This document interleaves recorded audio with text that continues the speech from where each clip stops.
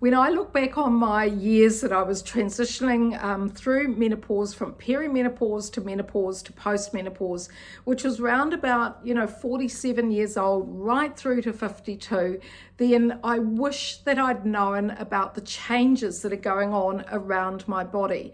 I had no idea that one of the main changes that occur in women as they come through their menopause transition is a change to their vascular status, or their blood vessel status.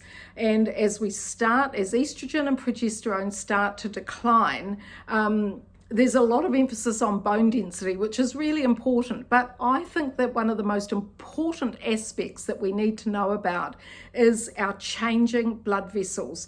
It is absolutely normal as we come through our menopause into postmenopause, when our periods have ended for a year or more, that there is a loss of elasticity in the blood vessels. I've spoken about this before. If you're in my newsletter community, you would have heard me read about some of my articles about this.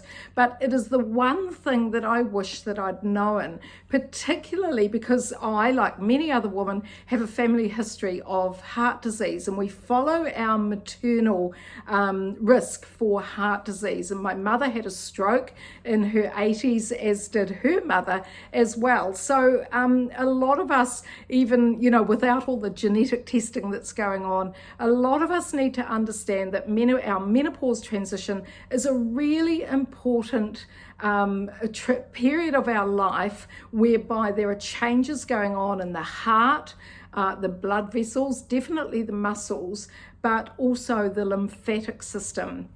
And what's happening is that we lose some elasticity in our blood vessels, particularly our arterial vessels.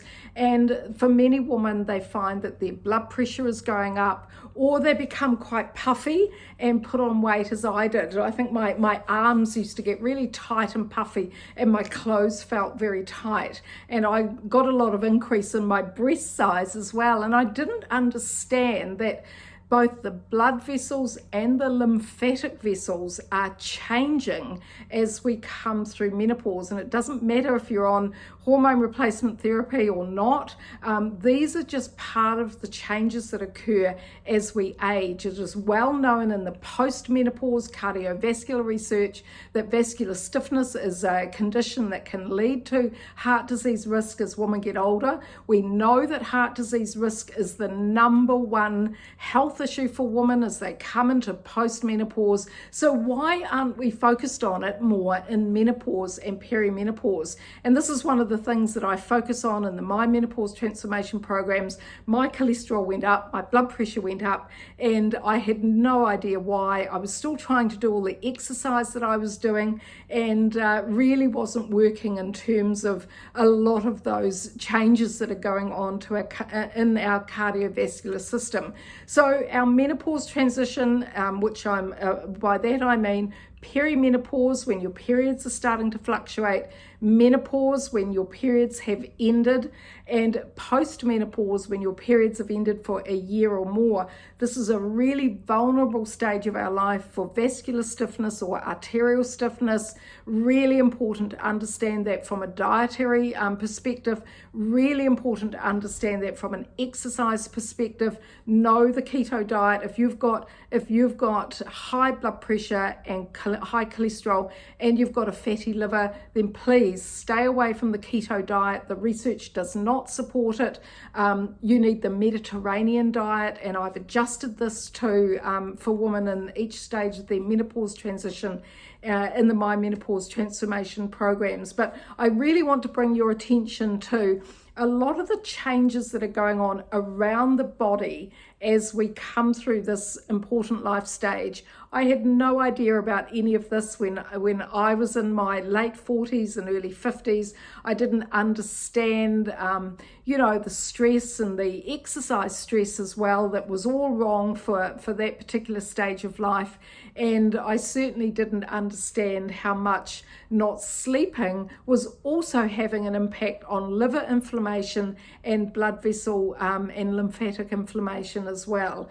But when we're not sleeping, then a lot of our organs are getting out of balance, particularly the thyroid, particularly the pituitary gland, and our adrenals. So it's really important that we take notice of our symptoms, and we take notice of the fact that menopause is it's a big change in the body in terms of reproductive aging.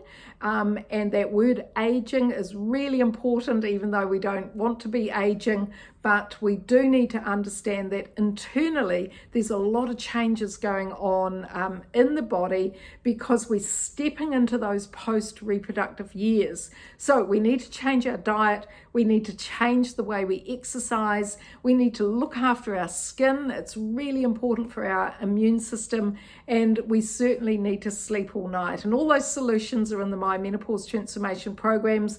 And even if you don't want to come on board with me over 12 weeks to learn about those changes, then it's really fantastic if you're in my newsletter community and you're just reading my articles and keeping up to date and up to speed with this really important stage of life. I'm Dr. Wendy Sweet from Menopause Transformation, and I set this up because I almost 10 years ago now, because I was really passionate about women understanding how vulnerable they are to increased inflammation as they come through this important life stage. So take note of your symptoms, do the symptoms quiz, come on board my newsletter community, and hopefully one day I can have you in my private coaching group. There's thousands of women from around the world in there, and we're all the same. We're all just trying to do the best and be the best that we can. So welcome to the Menopause Transformation community. It's fabulous to have you here with me.